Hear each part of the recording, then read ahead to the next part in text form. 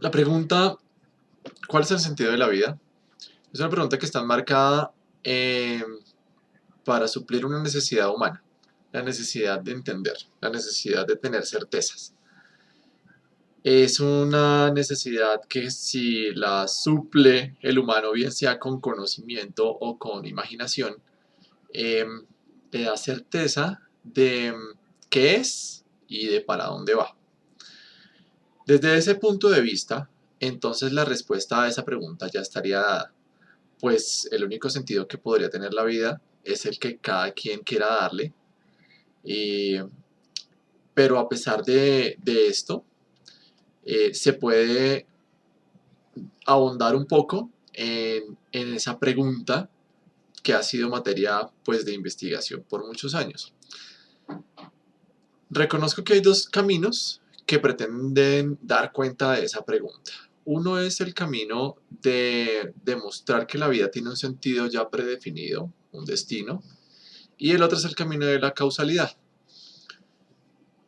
Desde el primero, si observamos nuestro cuerpo y la naturaleza que nos rodea, es notorio que hay una estructura común, una arquitectura que, digamos, ocupa no solamente a lo vivo, sino también a lo no vivo. Los fenómenos físicos, los fenómenos geológicos, térmicos, todos se pueden describir bajo leyes matemáticas, bajo un conocimiento humano.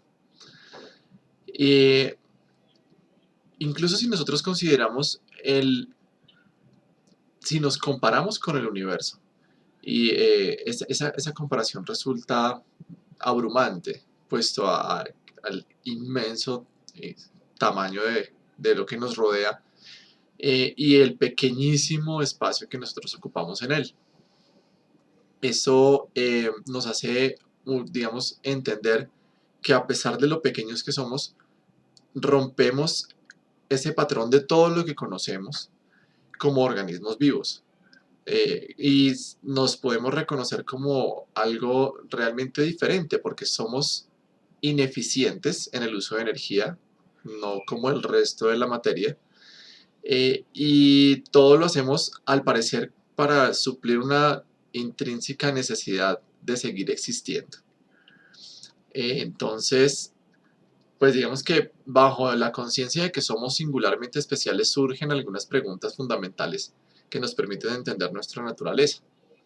Por ejemplo, nos podemos preguntar si tiene sentido que estas máquinas biológicas subsistan en un medio que claramente pues no está hecho para que eso suceda.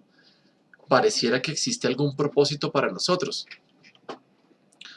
Para Comte, el único conocimiento auténtico es el conocimiento científico, y es un conocimiento que solo puede surgir del método científico. Por lo tanto, se desconoce cualquier explicación que, aunque sea satisfactoria desde la lógica, no haya sido obtenida mediante la explicación de dicho método. Partiendo de esa condición, al no haber una teoría válida para explicar el origen de la vida, entonces se ha asumido como un ente generador de la vida al azar. Eso desde el punto de vista científico.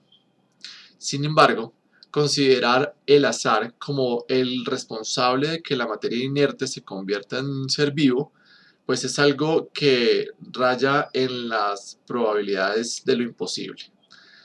Por ejemplo, analizando las probabilidades de que la materia se mezcle aleatoriamente y genere una proteína básica que es la base de todo ser viviente, tendrían matemáticamente la posibilidad de que pasara eso una entre 1 por 10 a la 164 combinaciones. Es decir, que la cantidad de combinaciones que tendrían que darse sería un número que tendría que escribirse con 165 cifras. Es algo que no podemos imaginar.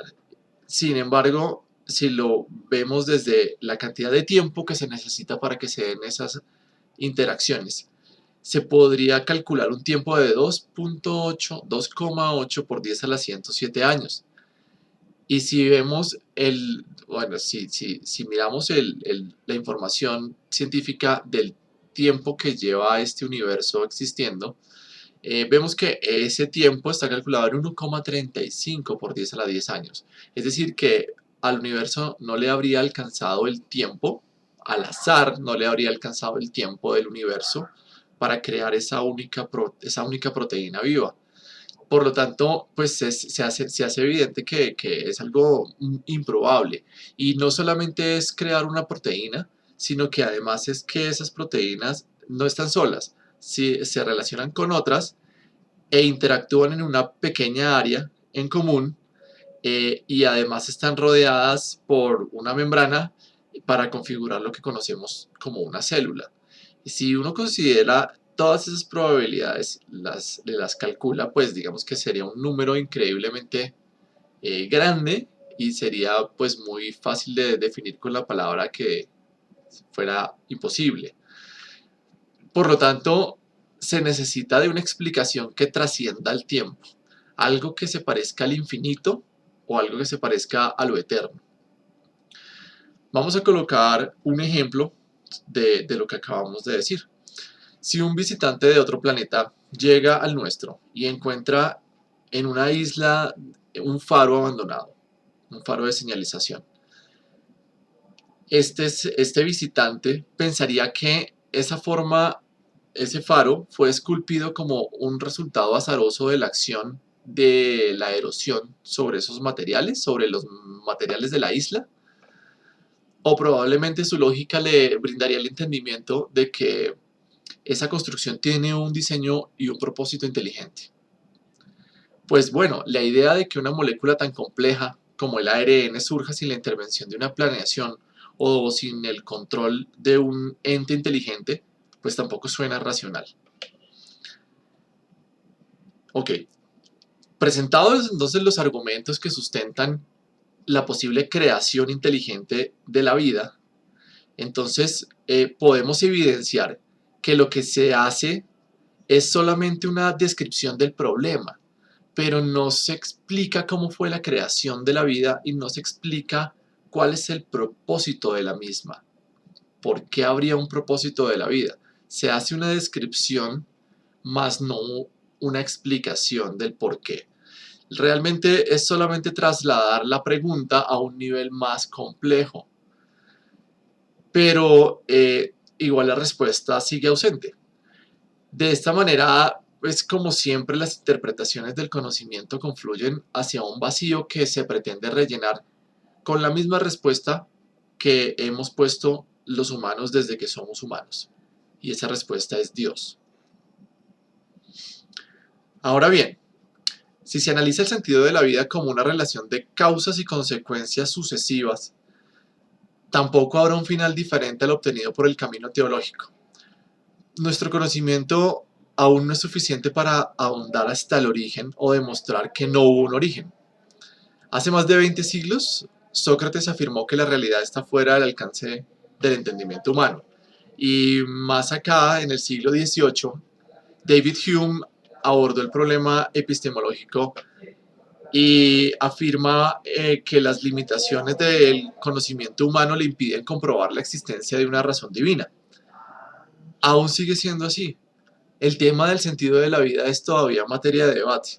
Sin embargo, los humanos tenemos una libertad única entre la naturaleza, que nos permite, dentro de ciertos límites que son nuestra fisionomía y nuestras capacidades, poder elegir un sentido, poder elegir un sentido de acuerdo a nuestro imaginario cultural, poder elegir un sentido de la vida que nos acerque cada día más a lo que buscamos desde que tenemos conciencia, que nos acerque a la felicidad.